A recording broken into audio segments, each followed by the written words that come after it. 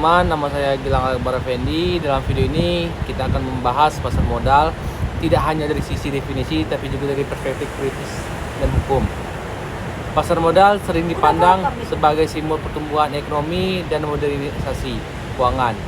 Namun di balik itu terdapat berbagai persoalan serius, mulai dari manipulasi pasar hingga lemahnya perlindungan investor. Oleh karena itu, penting bagi kita untuk tidak banyak hanya memahami konsepnya, tapi juga mengkritik praktiknya. Konsep dasar dan landasan hukum. Secara umum, pasar modal adalah tempat bertemunya pihak yang membutuhkan dana, seperti perusahaan dengan pihak yang memiliki dana, yaitu investor. Di Indonesia, pasar modal diatur dalam Undang-Undang Nomor 8 Tahun 1995 tentang pasar modal yang menekankan prinsip keterbukaan atau disclosure. Prinsip ini mengharuskan setiap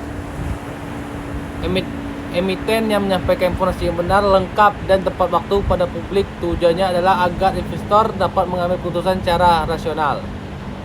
Namun, dalam praktiknya, prinsip keterbukaan ini seringkali tidak berjalan secara optimal. Informasi yang disampaikan bisa saja tidak lengkap, terlambat, atau bahkan menyesatkan. Permasalahan struktural pasar modal. Jika dianalisis secara kritis, terdapat beberapa masalah mendasar dalam pasar modal. Pertama, asimetri informasi.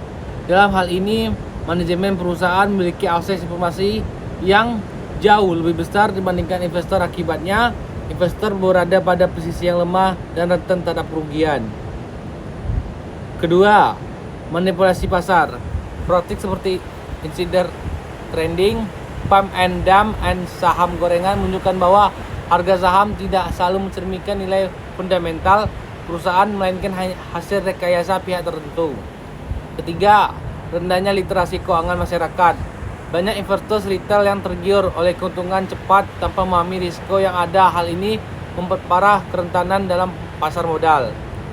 Keempat, konflik kepentingan, baik antara manajemen perusahaan dengan investor maupun antara pelaku pasar dengan regulator. Permasalahan-permasalahan ini menunjukkan bahwa pasar modal tidak sepenuhnya efisien dan masih jauh dari kondisi ideal. Analisis kasus nyata. Salah satu kasus besar di Indonesia adalah kasus PT Asuransi Jiwasraya. Dalam kasus ini, dana nasabah diinvestasikan ke dalam saham-saham risiko tinggi yang tidak dikelola dengan prinsip kehati-hatian. Bahkan terhadap indikasi bahwa saham-saham tersebut merupakan saham dengan fundamental lemah atau yang sering disebut saham gorengan. Akibatnya, perusahaan mengalami gagal bayar yang merugikan negara hingga triliunan rupiah. Kasus ini menunjukkan adanya kegagalan dalam manajemen investasi, pengawasan internal, dan juga pengawasan eksternal.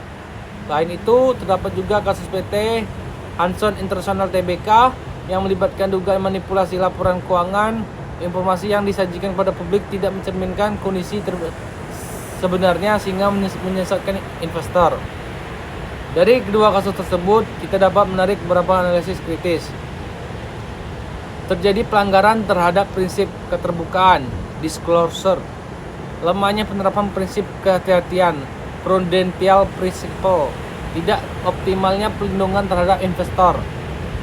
Lebih jauh lagi, kasus-kasus ini menunjukkan bahwa pasar modal dapat menjadi sarana eksploitasi jika tidak diawasi dengan ketat. Kritik terhadap pengawasan dan penegakan hukum. Secara kelembagaan, pengawasan pasar modal dilakukan oleh otoritas jasa keuangan, sedangkan aktivitas perdagangan difasilitasi oleh Bursa Efek Indonesia. Namun, dalam praktiknya, pengawasan seringkali bersifat reaktif, yaitu baru dilakukan setelah terjadinya pelanggaran. Selain itu, sanksi yang diberikan pada pelaku pelanggaran dalam beberapa kasus dinilai belum memberikan efek jera yang kuat.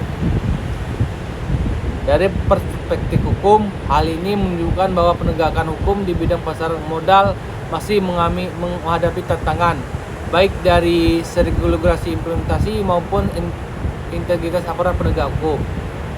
Sekian penutup dari saya tentang pasar modal. Assalamualaikum warahmatullahi wabarakatuh.